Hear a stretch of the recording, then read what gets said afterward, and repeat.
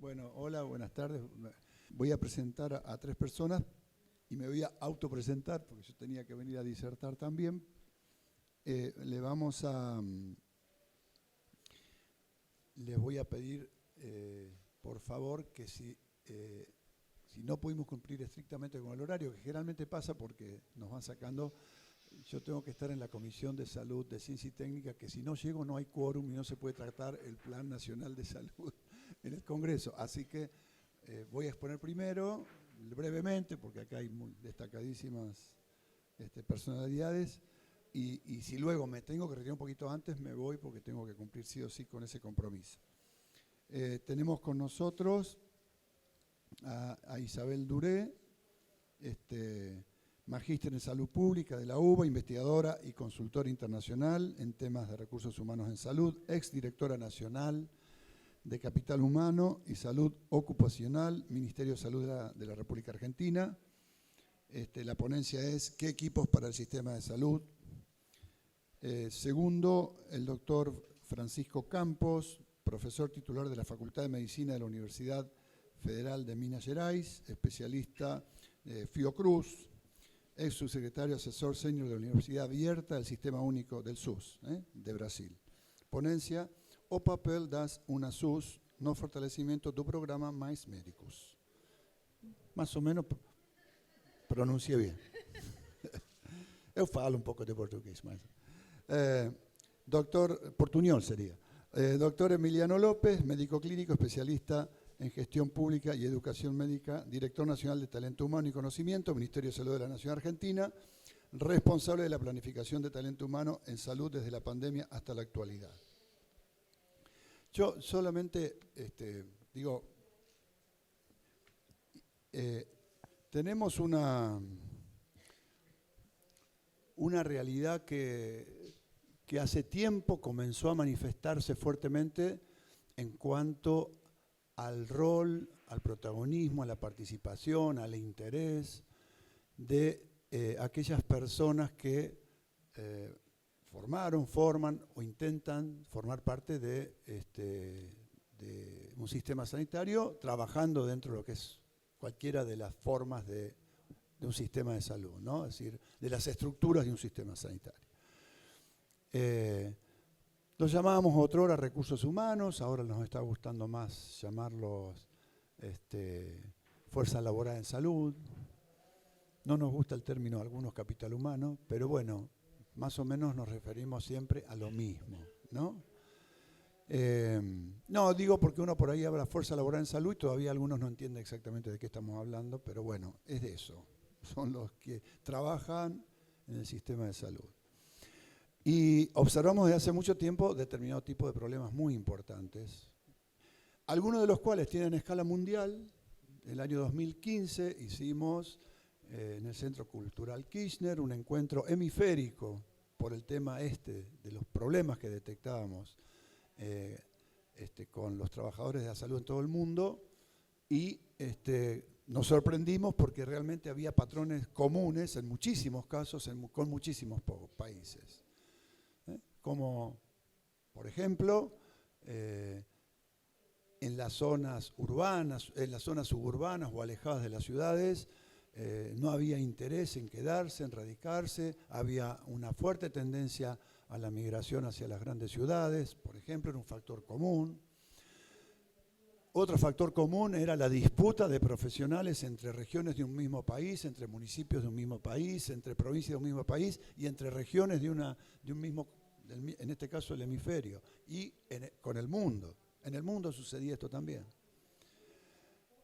Cuestiones vinculadas a cómo iba cambiando el carácter de quienes se formaban en salud, con una feminización muy marcada de quienes elegían. De hecho, algunos de los componentes, algunas principalmente, enfermería era francamente femenina, la participación siempre, pero por el lado, por ejemplo, de los médicos y las médicas, cada vez una proporción mucho más grande de estudiantes y hoy se está viendo claramente, son mujeres.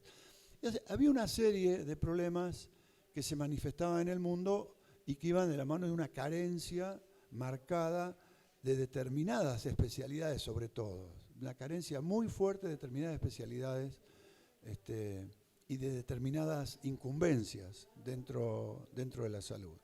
Si había cuestiones generales, no las vamos a enumerar todas, pero por ahí va más o menos la cosa, y después había particularidades, ¿no?, con asimetrías muy grandes. Por ejemplo, el tema de enfermería, Argentina con un bajísimo nivel de enfermeras por cantidad de habitantes X, 1.000, 10.000, el número que queramos tomar, y otros países con ese problema mucho más resuelto y más avanzado, pero también con un modelo de atención diferente que permitía que eso fuera así. Había tantísimos problemas que podían explicar esto, ¿no? Ciñéndonos un poco más a nuestro país, estaban los problemas de las condiciones generales de trabajo, digamos, en lo cual lo remunerativo tenía un rol importante y tiene un rol importante, pero no era solamente la cuestión remunerativa, sino las cuestiones generales de las condiciones de trabajo, generales del reconocimiento al trabajo, vocacionales. Y también ahí encontramos una serie importante de factores de desaliento en la República Argentina. Por ejemplo, si tomamos la cuestión médicos, formación de médicos, profesionales médicos y médicas, encontrábamos que es una carrera que como mínimo hay que cursar 11 años, como mínimo, para ser especialista. Digo como mínimo porque implica que todos aprueben en tiempo y forma todas sus materias año por año y después en la residencia. Para salir a un mercado laboral que hoy es muy disímil, pero es muy bajo en general. Es muy disímil, digo, porque por ejemplo en la provincia de Buenos Aires, un anestesista solo en la parte pública gana más casi 2,5 millones de pesos, pero un pediatra gana 350.000 pesos. Y un cirujano gana 1 millón de pesos. Digo solo en el área. Y un enfermero, si vamos ya por hablar de la enfermería, menos, ¿no? Mucho menos. Entonces,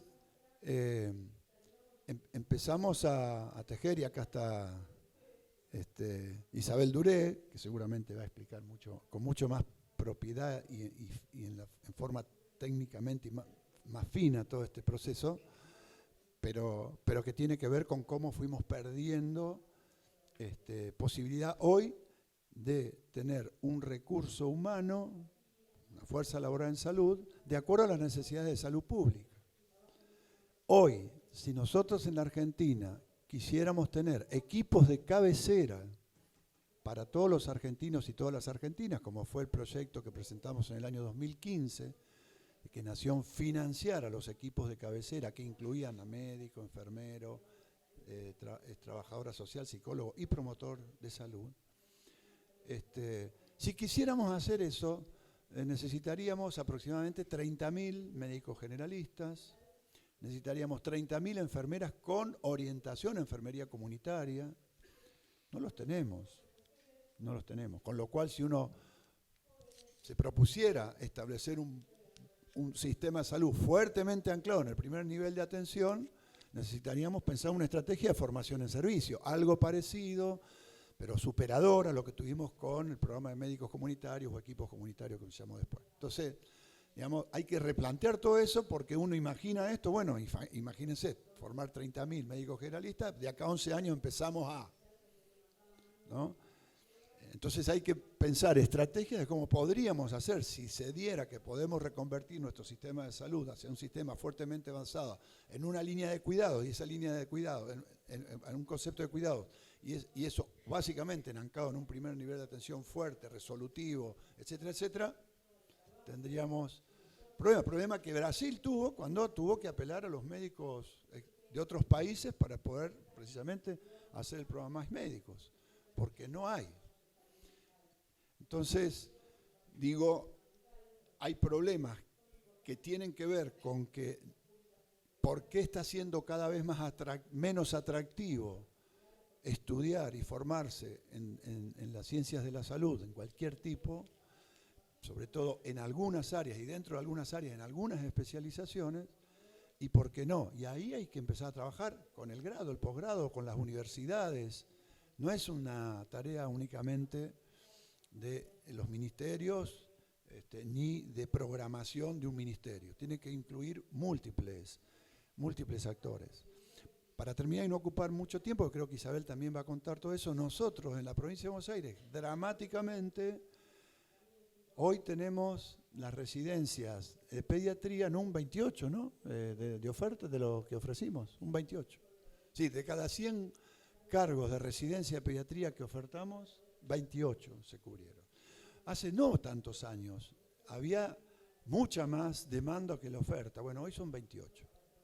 Y así con otras tantas que hemos definido, otras 7 especialidades críticas, para los cuales se lanzó un plan especial, diríamos, de estímulo, desde la residencia y luego a permanecer en el hospital donde te formaste, que eso ya está funcionando hace un tiempo, con una serie de ventajas que no son solamente económicas, que las hay, sino y que además se toman no solo desde el Ministerio de Salud, sino con la obra social provincial, todas esas ventajas económicas, sino de investigación, de formación, de capacitación permanente, de posibilidad de radicación, de que te cubran la posibilidad de tener una casa donde te vas a radicar en esa ciudad del interior de la provincia, donde por ahí naciste, te criaste, pero te fuiste a la facultad y después no regresás, etcétera, etcétera. Es un paquete de medidas que tienden a resolver. ¿Vamos a resolver con los problemas estructurales? La verdad que seguramente no.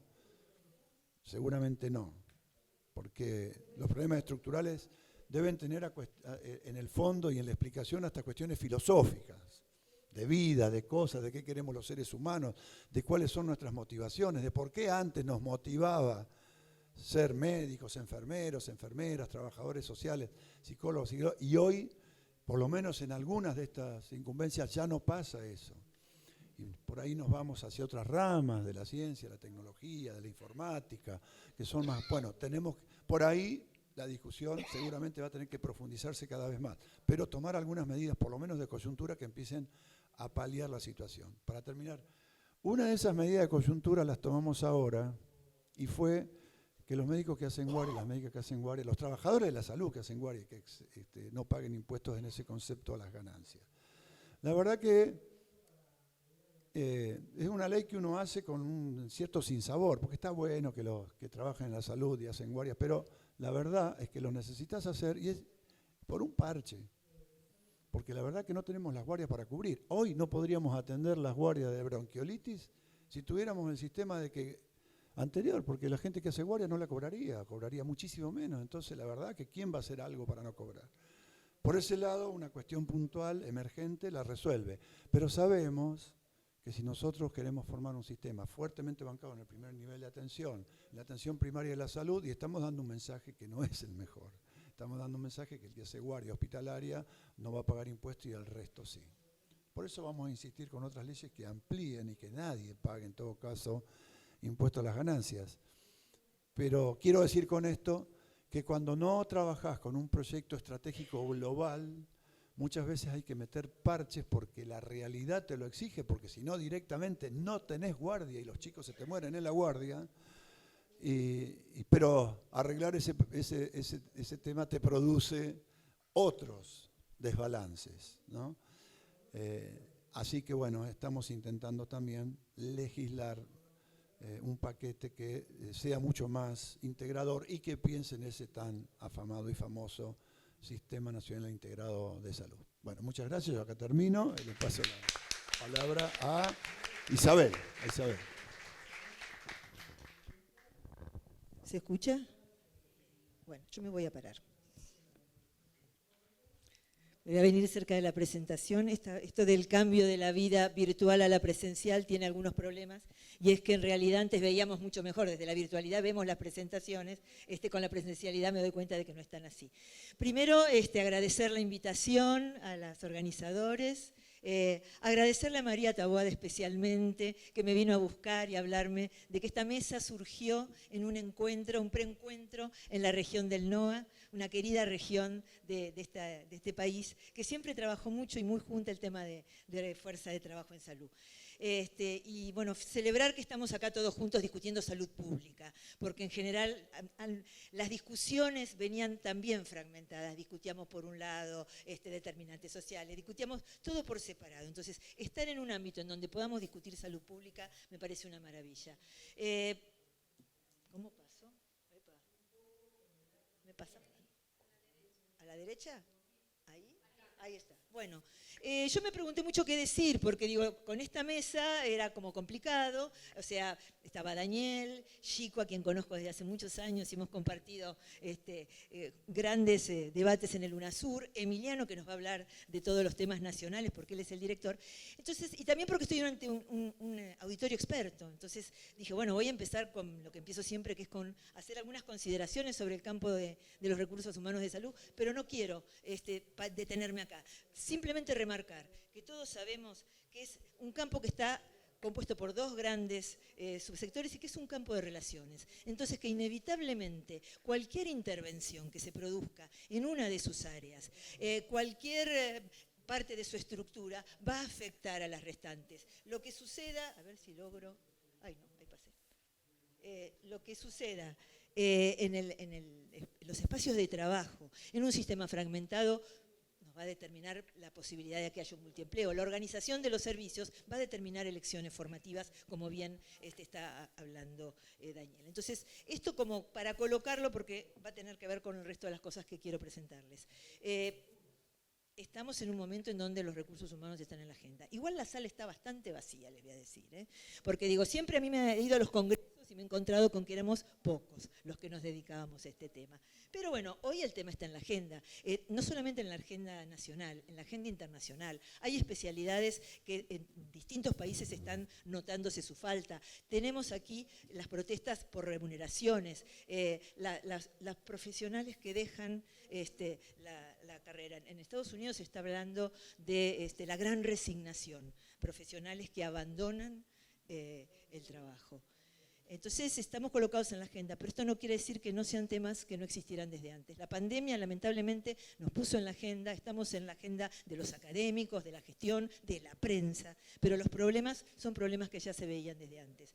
No voy a detenerme, inequidades en la distribución, baja orientación hacia la APS, trabajo en equipo y en redes. La pandemia tuvo un abordaje hospitalocéntrico, el trabajo en el primer nivel llegó tardíamente.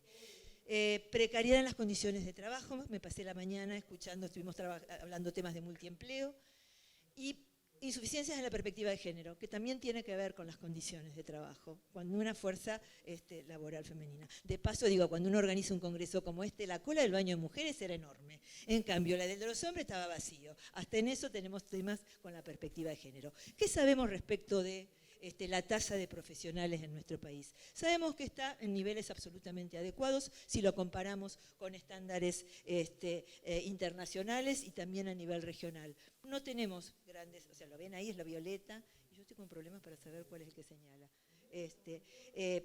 Tenemos una tasa adecuada y también no solamente de médicos, sino de densidad a nivel de médicos, enfermeros y obstétricas. Sí, pero también sabemos que tenemos grandes inequidades a nivel provincial. Esto no les estoy diciendo nada nuevo. Todos ustedes lo saben, simplemente seguir un hilo.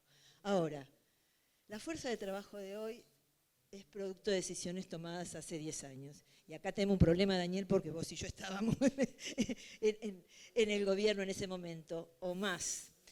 Y en ese sentido, recién escuché la finalización de una mesa de enfermería.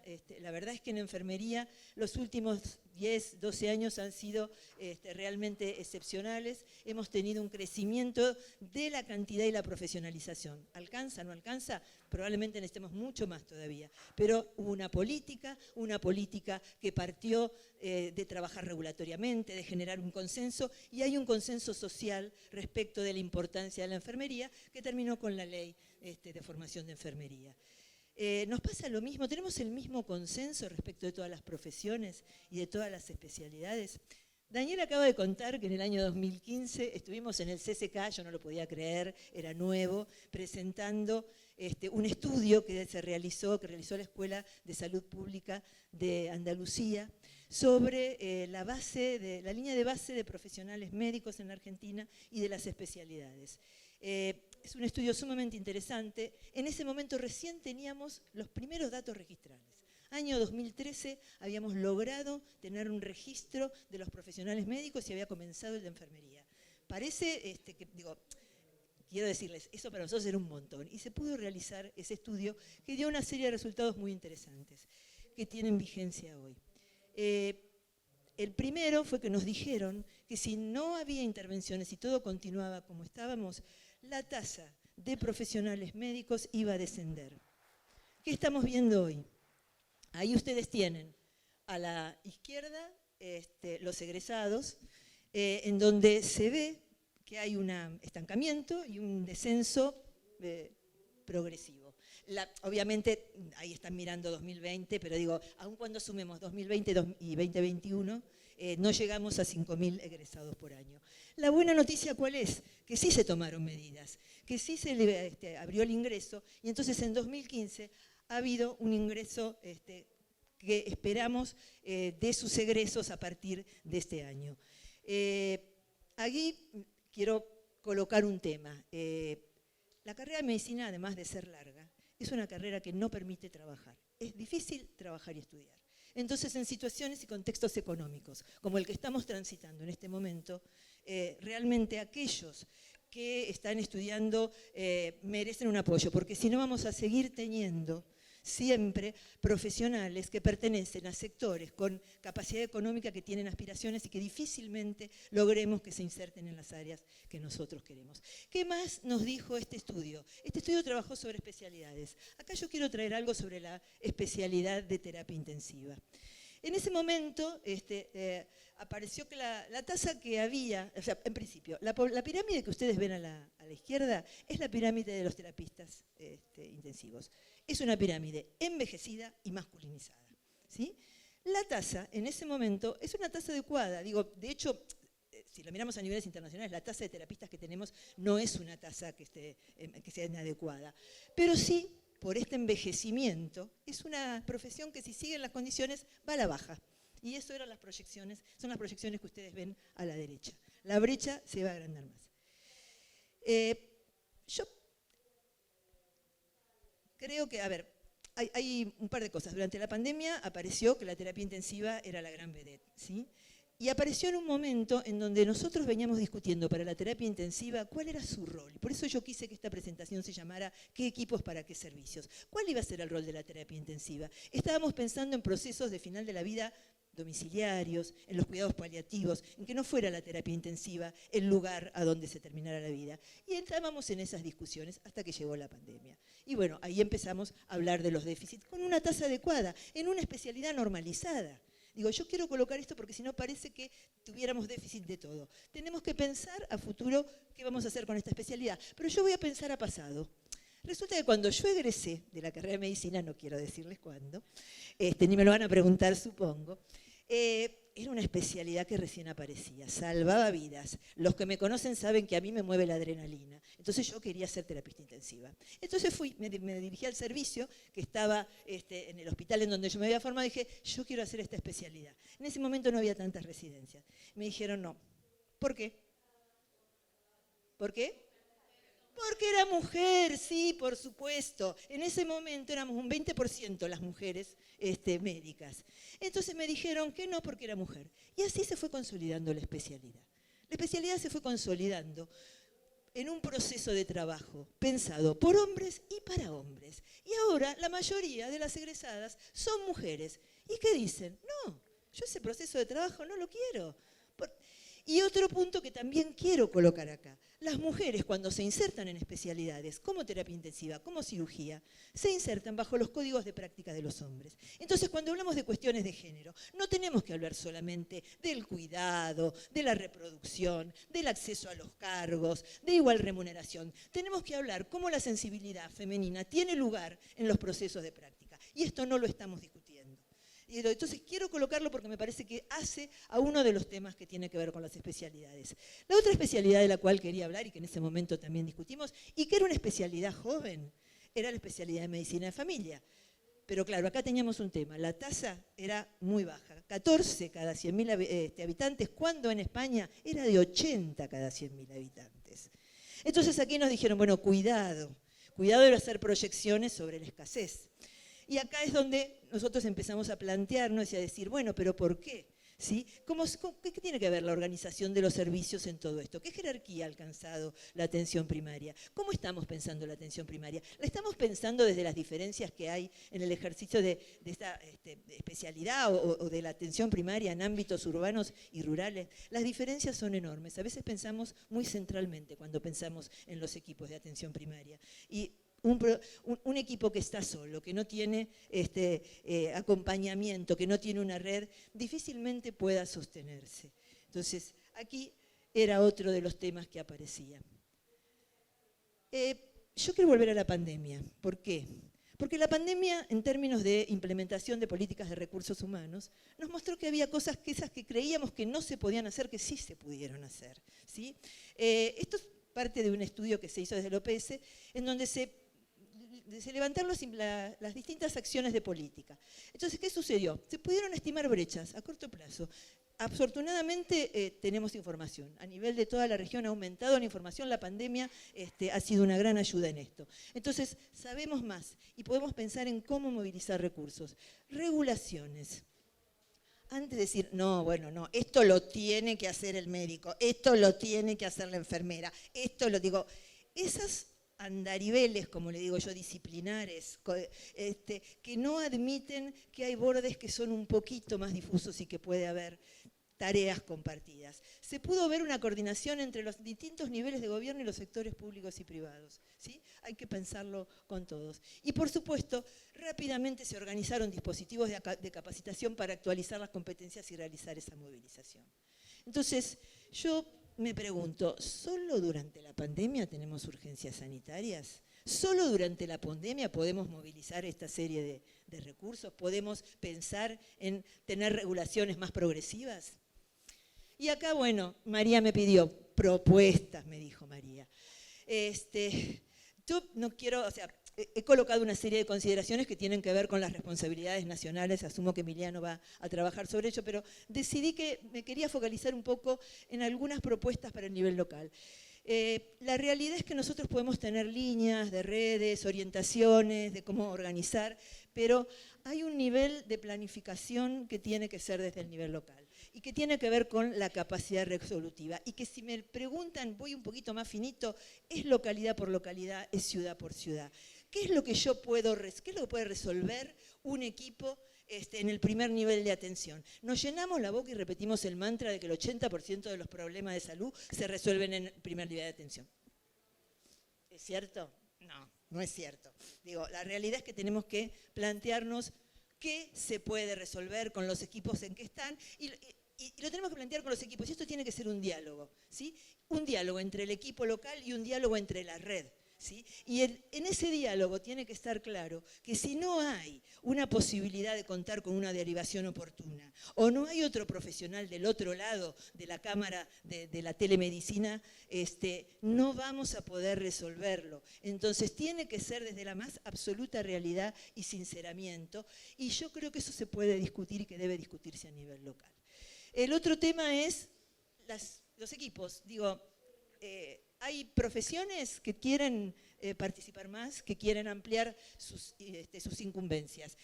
La provincia de Buenos Aires tiene una ley por la cual las obstétricas pueden colocar métodos anticonceptivos de larga duración. Era un escándalo, era impensado. ¿Cómo se iba a hacer esto? No, que los médicos, solamente los médicos. Y hoy existe. Digo, enfermería de práctica avanzada. No hace falta tener una maestría para hacer enfermería de práctica avanzada. Hay que pensar en un proceso progresivo de cómo ir ampliando esas incumbencias. Y hay que pensarlo también de la mano de las regulaciones que necesitan estos profesionales para ser protegidos y poder hacerlo. Yo he tenido discusiones en algunos lugares en donde me digo, a ver, díganme, un enfermero no puede pesar y medir un chico, tiene que hacerlo un pediatra.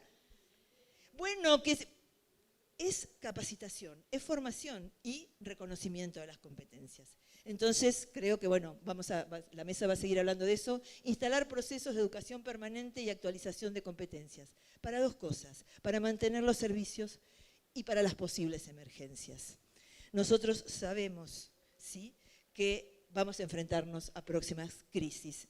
Entonces, tenemos que estar preparados para sostener los servicios, cosa que no sucedió. O sea, llegamos tardíamente. Argentina igual fue uno de los países que mejor sostuvo, quiero decirles, a nivel de Sudamérica. La verdad es que hay algunas cifras que han sido terribles en la suspensión de servicios. Y el otro tema es discutir las condiciones de trabajo con las trabajadoras, ¿sí? Y acá yo hago un llamamiento a todas las compañeras. Y digo, realmente vayamos a la profundidad del problema. No tratemos de ser mujeres trabajando en el sector salud como hombres. Nosotros somos mujeres, tenemos que poder encontrar esa manera de ser trabajadoras en el sector salud. Y termino. ¿Qué haremos hoy pensando en los próximos 10 años y cómo queremos abordar la próxima pandemia? Gracias. Bueno, muchas gracias, Isabel. Entonces continúa ahora, y yo después cedo el micrófono, el doctor Francisco Campos, por favor. Gracias. Muchas gracias. Yo saludo a la mesa. Descúlpeme por el portuñol. Trabajé muchos años en la OPS y yo creo que... Yo prefiero esto porque voy a pasar acá. Bueno, ¿me oye? Si no, yo... ¿Está bien? ¿Está bien? Yo disculpo por hablar portugués y trabajé muchos años en la OPS y intentaba hablar español, pero yo creo que haré el mejor para que nosotros podamos nos comprender. El tema que me fue seleccionado no es este que fue anunciado acá, porque hubo algún cambio y alguna persona del Ministerio de Salud viene mañana para discutir específicamente el más médicos. Entonces no es mi tema, pero yo me propuse y agradezco a mi amigo personal de décadas, Hugo Mercer, que me invitó para venir acá, ¿no?, para que nosotros pudiéramos un poco discutir, y voy a discutir a ustedes. Es imposible profundizar una discusión como esta, teórico, conceptualmente, en 15 minutos. Yo soy un viejo, un dinosaurio de la reforma sanitaria de salud en Brasil. Soy profesor emérito de la Facultad de Medicina de la Universidad Federal de Minas Gerais hace como 50 años. Pero trabajo más tiempo que esto en reforma curricular y, por lo tanto, en lo que nosotros, yo no voy a entrar a la discusión porque Isabel ya lo hizo y nuestro coordinador lo hizo, de lo que es fuerza de trabajo, recursos humanos, no me gusta capital humano, en fin, de esta gente que es 1/10 de la población de Brasil y que debe ser también de Argentina, que produce salud, los trabajadores de salud. Yo creo que la discusión sobre esta gente es el esencial, porque hasta ahora, por lo menos, yo creo que puede haber algún cambio en el futuro, pero los trabajadores de salud son absolutamente esenciales a la producción de los servicios de salud. No conseguimos, no sé cómo, porque...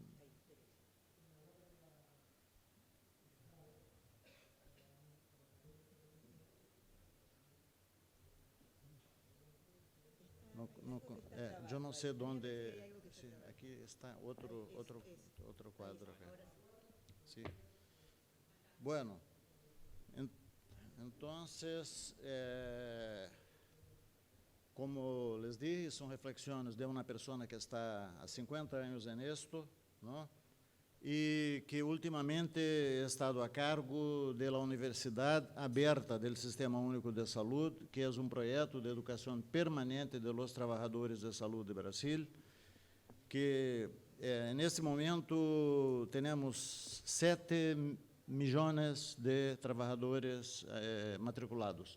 El sistema Open WHO, que é o sistema de educação permanente da Organização Mundial da Saúde tem aproximadamente a mesma coisa. E eu creio que é importante porque conseguimos fazer um sistema de educação permanente que hoje dia Brasil tem 5.770 municípios em 27 estados e estamos presentes em todos os 5.570 municípios com cursos, com uma educação que eu creio que é bem interessante para os trabalhadores de saúde. Eu vou fazer uma afirmação a vocês que eu creio que é uma afirmação que é dura para uma pessoa que viveu tanto tempo nisso, mas eu creio que de acá em adelante nada mais será igual a lo que era no passado.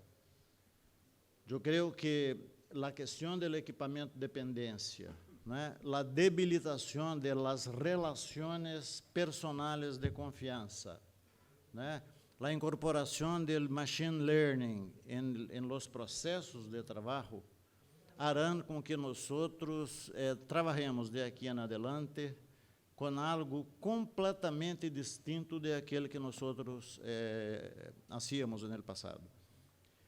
E alguns de nós habla, bueno, pero la relação personal, el ojo en el ojo, la relação afetiva, nós temos que perguntar, de hecho, estamos perguntando com sinceridade isto, neste momento, na relação médico-paciente de los serviços de saúde, ojo en el ojo, oír atento, uma relação afetiva?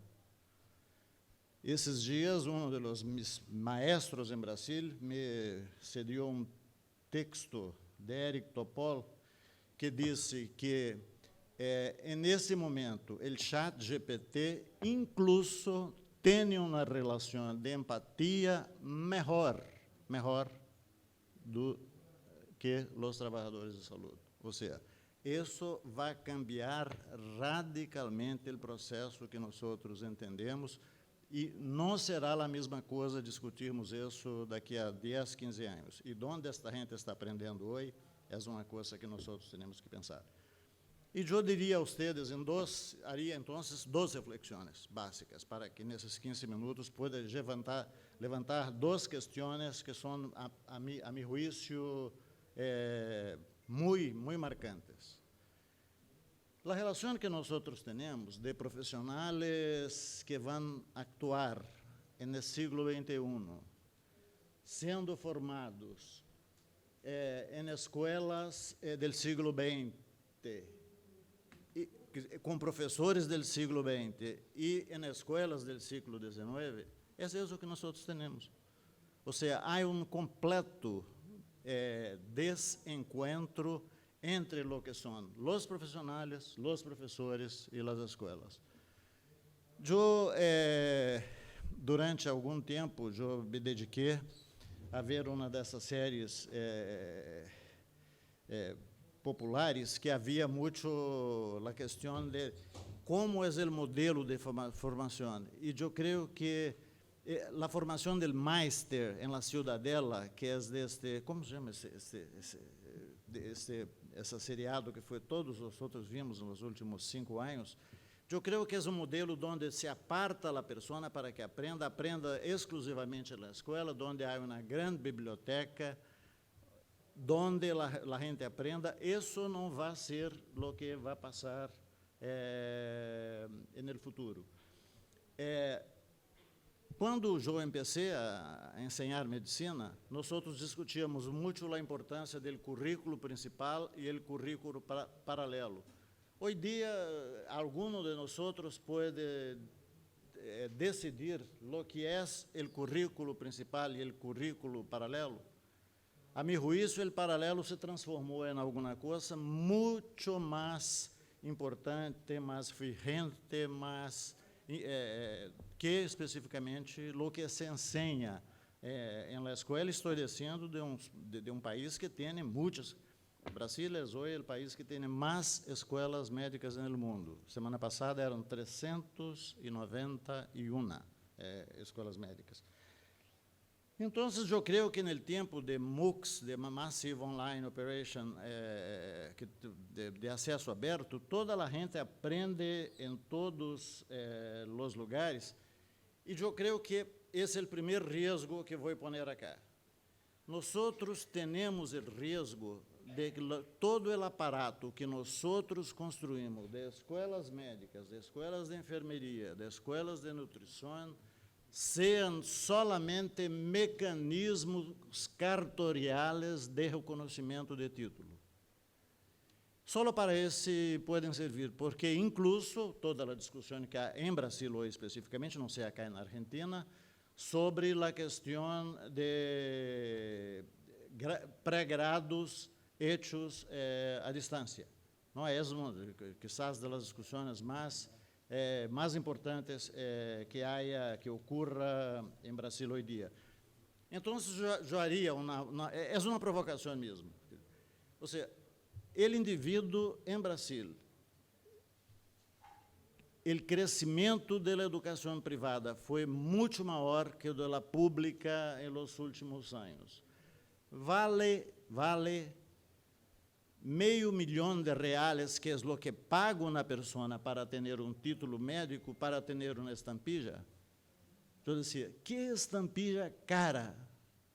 Porque pode passar, estou alertando para esse risco, que os estudos sejam solamente a forma cartorial, burocrática de reconhecer que essa pessoa tem o direito, por la legislação do país, de poder prescrever.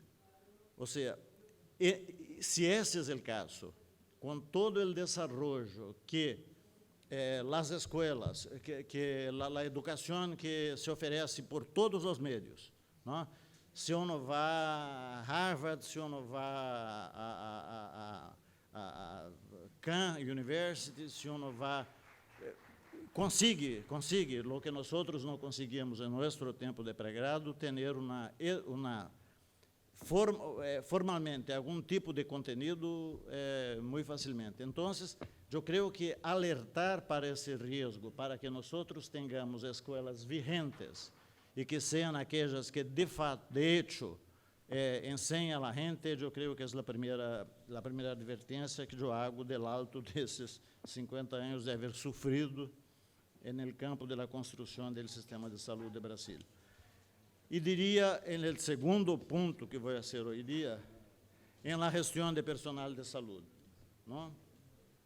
Ou seja, eu não sei se usa, eu ouvi uma vez em espanhol a palavra oídos mocos. Não sei, que a pessoa não habla como se não ouviera as coisas que acontecem na vida. Não? E nisso eu penso o seguinte: se eu vou a uma reunião sindical em Brasil, toda a gente está falando de trabalho protegido, de carreiras weberianas em la qual a pessoa haga uma seleção pública, que progrida em sua carreira, que tenha garantizados seus direitos, sem ver o que passa, o que ele está passando, de hecho, em la realidade do país. Lo que chamamos em Brasil de pejotização, que é transformação de los trabalhadores individuais em pessoas jurídicas, que são as que hacen o contrato com o estabelecimento, hace, por exemplo, como é que nós aplicamos o Código de Ética Médico em uma mal prática que houve em um hospital, se o contrato não é o contrato em el qual a pessoa entra com sua licença para ser médico, sino que é um contrato entre duas pessoas jurídicas, que são o prestador de serviços de saúde e ele, a vezes, como pessoa jurídica. Então, é o que chamamos. Há 20 termos em Brasil que nós, estudando isso, e eu creio que Isabela acompanhou isso há algum tempo, de pejotização, de uberização da gente, da falsa autonomia, não? Da gente que, de repente, pensa, de alguma forma, que é autônomo, pero de hecho não lo é. Não? Então, e nós outros, de alguma forma, seguimos falando, e eu he comparecido a muitas reuniões de movimentos sindicais de los trabajadores de saúde, onde se pensa como se fora 20 anos atrás, nós outros vamos conquistar ingressos por concurso público, com uma estabilidade na carreira, como se isso respondera, de hecho, às necessidades do sistema de saúde. Não sou contra, só penso que nós outros temos que fazer um discurso de mirar o que de hecho está passando. Com especial atenção, que todos esses arreglos informais de trabalho desprotegem muito mais a los que já são muito mais desprotegidos. Ou seja, isso não vai, por supuesto, eu não sei a situação, eu creio que é um pouco distinta de Brasil e Argentina, porque em Brasil há muita gente querendo ser médico nesse momento. A questão não vai tomar, esses vão seguir cobrando mais ou menos o que cobravam e, quizás, aumentando essa diferença, essa brecha que existe entre os trabalhadores de saúde. Por exemplo, o Brasil, 2 semanas atrás, houve um esforço enorme no Congresso Nacional para adoptar o piso nacional de remuneração da enfermeria, que é por volta de R$4.000. Não há médico que receba menos do que 8 vezes isto. Ou seja, e de alguma forma, quando eu tomo a questão de los trabalhadores, serão muito mais desprotegidos neste mundo irregulado que muita gente pensa ser o ideal da modernidade hoje em dia, aqueles que são mais desprotegidos. Eu queria só ensinar a vocês, eu creio que por aqui não consigo,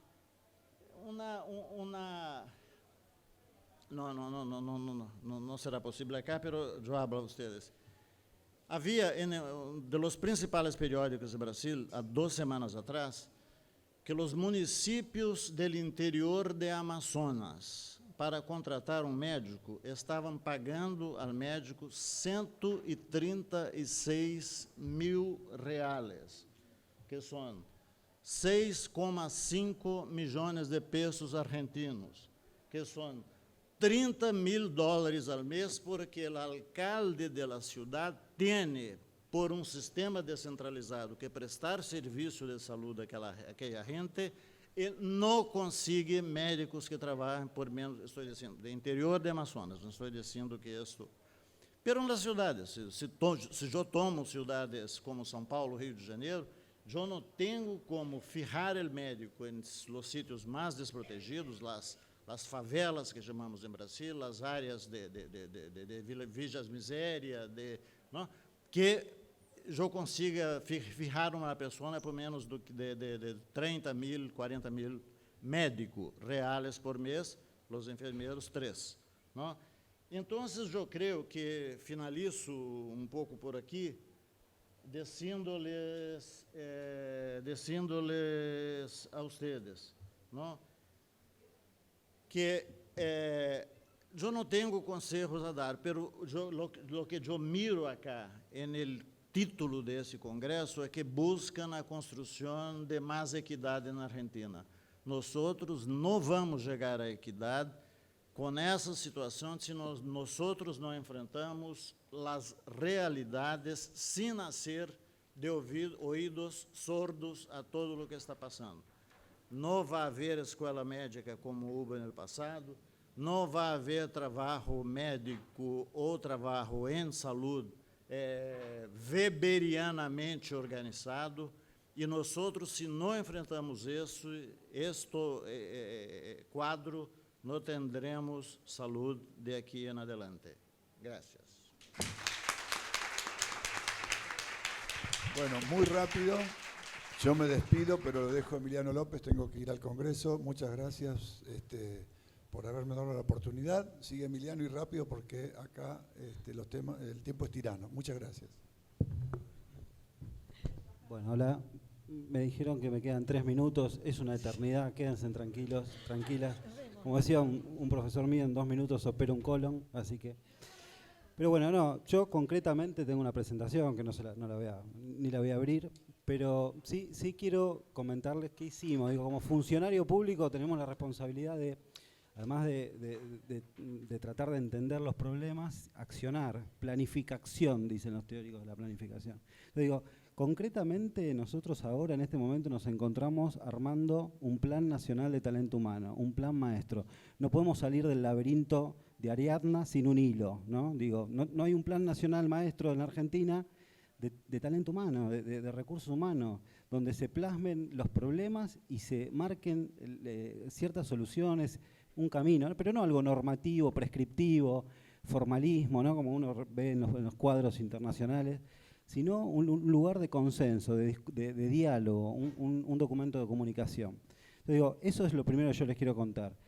Ya Isabel, el doctor, Daniel también problematizaron y digo, me parece que identificaron claramente los problemas, dijeron mercado laboral, política de formación. Creo que yo le agregaría el problema de la gobernanza, la rectoría, ¿no? Y ahí es la voz de los usuarios, las usuarias, en este caso de los profesionales de la salud.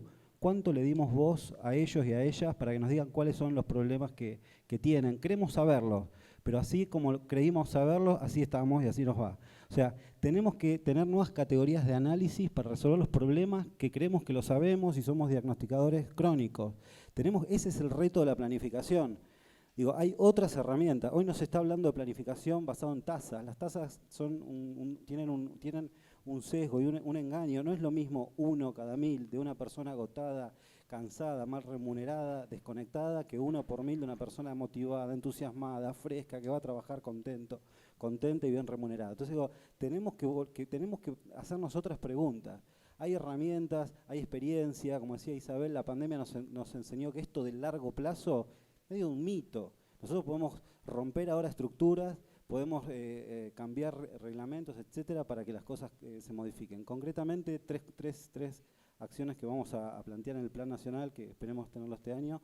Uno es, hablando de rectoría y gobernanza, es todo lo que estamos dándole las mesas de consenso, resoluciones normativas que existan, que den lugar a la conversación entre educación y salud, en el mundo de la enfermería, que haya una voz que se oiga, que se pongan digamos, los principios rectores de la enfermería. Trabajamos en ese sentido, tenemos resoluciones, tenemos cosas hechas concretas.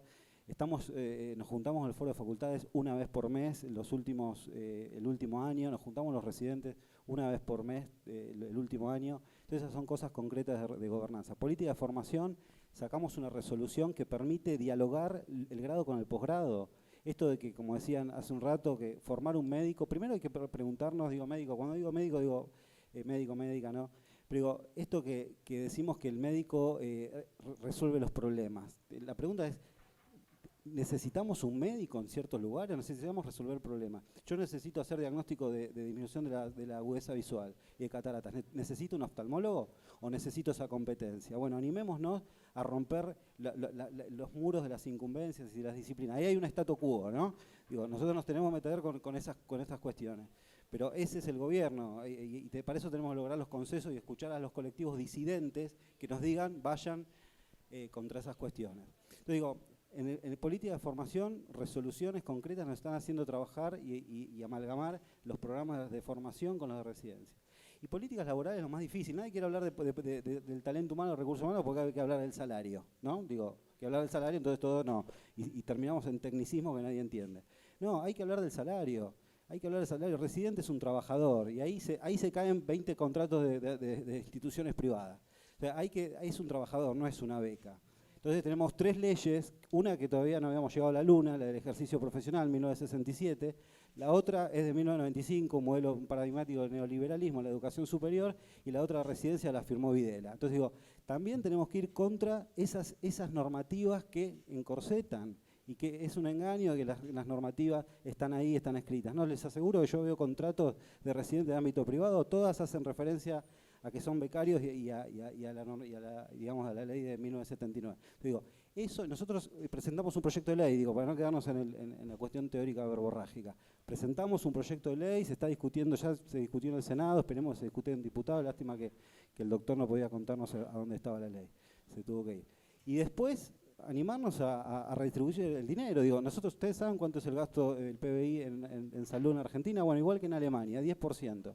El problema es que ese 10% está compuesto por 3% del ámbito público y privado y 4% la obra social. ¿Saben cuánta gente atiende al ámbito privado? 7 millones de habitantes. ¿Saben cuántas personas atienden el ámbito público? 18 millones de habitantes. Entonces, evidentemente, estamos poniendo la misma cantidad de dinero a dos lugares donde tienen incidencia totalmente distintas. Ahora, esto no es, digamos, no es romper con ciertas lógicas o que no existan, pero hay que llevar la discusión ahí al frente y darla.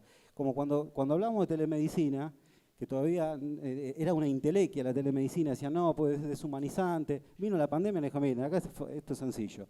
O bien al paciente lo atienden y le responden las preguntas digamos, a distancia, o si no, no se resuelve nada. Bueno, ahora hay una ley de teletrabajo, hay una ley de teleasistencia, hay una ley de receta digital. Digo, animémonos a dar estos cambios rápidos, porque no vamos a tener gente que cuide a las personas, que cuide a nuestra población. Digo, en este pequeño momento creo que dije lo más importante, lo menos importante era la presentación.